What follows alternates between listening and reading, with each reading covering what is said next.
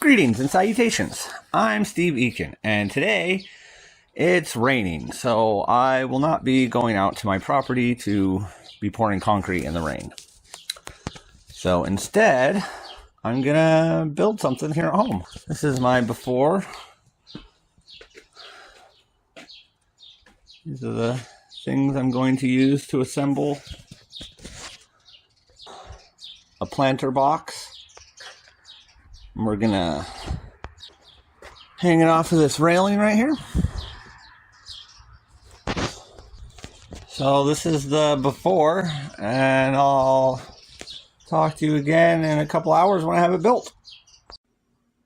I just wanted to talk a little bit about me self-diagnosing myself with tendonitis in my left shoulder and my qualifications to do so. When I worked at Innovative Textiles, I scrubbed spools for fishing line because the colors was bleeding out and we needed them to not do that. And the way to make them not do that was to clean the spools. So that's what I was doing. But I scrubbed a little too hard and I ended up with a big swollen tendon right here, right? You could see that tendon. It was like the size of a golf ball at the end of the day. So I showed my boss and he made me go to this clinic place or whatever, and they diagnosed me with tendonitis. And I came to work the next day and I was not able to do my job. So I went and told my boss, I was like, I'm sorry, I can't do my job. And I left. And I thought I quit. I thought that was me quitting. But they had a different opinion than that. The HR lady over at Innovative Textiles, I can't remember her name, but she is awesome. She applied for, what do they call it, workers' compensation. So I got workers' comp for that injury. That's the only injury I ever got workers' comp for. I did not even file for it. The HR lady did. Very awesome. Shout out to Innovative Textiles. I would not own my land if I hadn't worked there through the pandemic as an essential worker, because fishing line is related to food. So yeah, then I did the physical therapy and everything. Had a neat little cast on my hand for, I think, 6 weeks. It just immobilized my thumb completely. And then a couple years later, I was working with United Companies. They do road construction. And I blew out these two tendons on my left hand from shoveling asphalt. I did not get any workers' comp for that because it didn't happen all at once. It was kind of an over time thing, and I didn't really notice until the end of the season that it stopped hurting. Well, it didn't stop hurting because I was shoveling asphalt for 50 hours a week. I expected to hurt everywhere, so it didn't register in my brain that it was an injury until the season was over and it kept hurting. And by then it was too late because I didn't report an accident, so I didn't get any workers' comp for that. I just lost my next 2 jobs because I waited until I thought it was healed and tried to work. And then, let's see, the first time was at Enstrom's little chocolate factory downtown. But I only worked there for 9 days, and that was all they needed me for. So I just kind of toughed it out. And then was like, yeah, it's still messed up. And so I tried to wait for a long time again. And I thought it was good. And I went to work for this other company, Minova.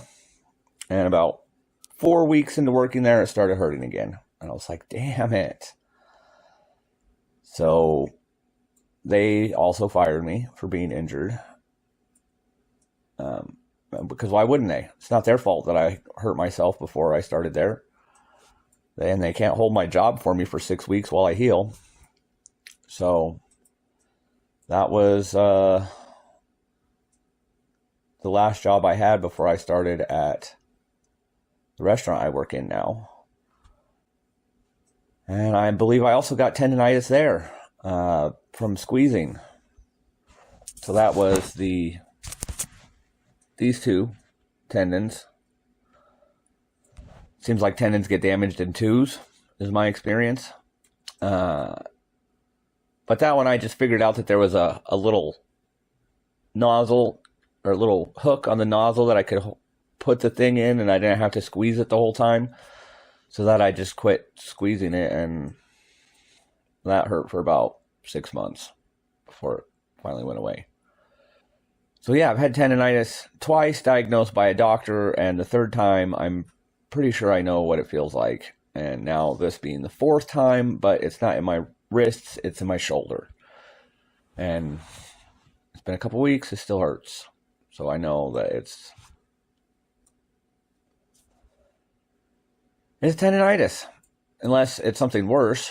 It could be a rotator cuff injury, in which case it'll never heal because I can't afford a surgery. So we're hoping not that.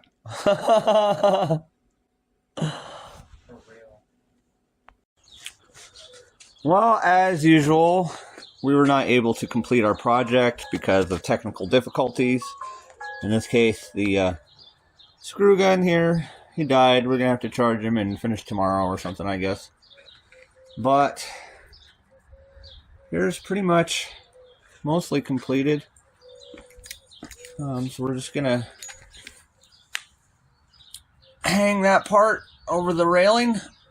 And, you know, we've got the things here, but just no more juice left in the gun. And then we got a piece of plastic we're going to line the middle of this with, and then put some dirt in there, hang it up right here. This is a south facing, so it should get lots of sun. And